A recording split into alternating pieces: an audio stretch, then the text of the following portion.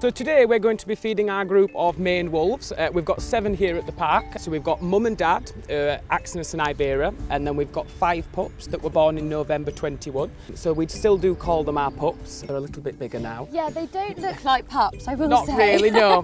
They're quite large. They're almost about the same size as mum and dad now. Okay. They do typically spend the first year of their lives with their parents, learning everything that it takes to be a maned wolf.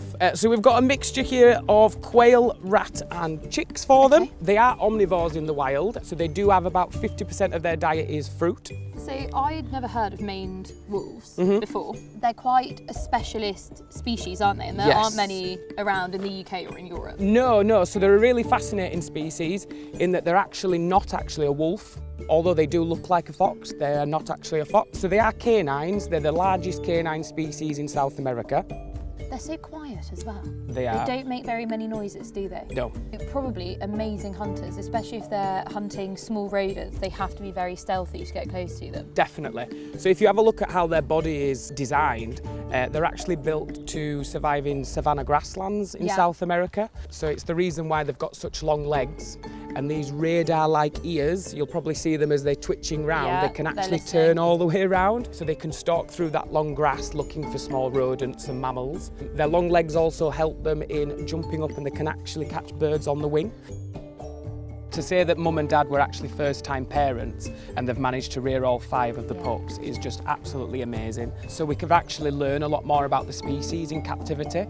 So they're a really shy species. They're almost quite deer-like in the wild, that they do run at the first noise, sound.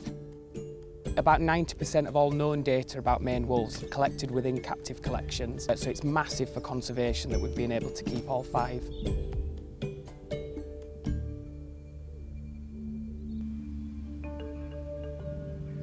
Well, we've got something very exciting for you today. We've actually got our Amur leopards here. Well, Amur leopards naturally come from the Russian regions more than anywhere. They're so adapt for where they are, the colder climate. Orkley is a cub. She's how old?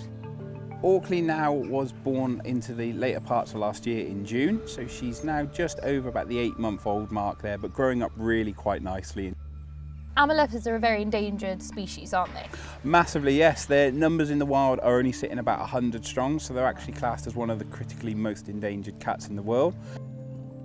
To have a cub born in a zoo in the UK, is that a real achievement for conservation efforts? To be born here and to survive as well, because unfortunately they have quite a high mortality rate, to get through to the age she is now is truly incredible. Rings! Yeah. Straight for the sweet potato. Okay, so Simon, tell me what type of lemurs these guys are. So obviously ringtails are the most well-known lemur, but behind us we do have crown lemurs as well. Males and female crown lemurs can be different colours. So males are orange and females are grey. These are our 3rd species.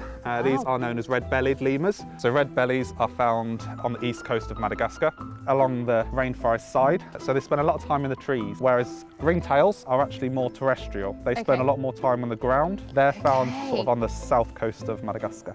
So ringtails are matriarchal. The girls will normally feed first and the boys will hang around and feed last. The boys are around us at the moment and Dad is down here. He's waiting so patiently. Yeah, he knows if he tries he'll get told off by the girls.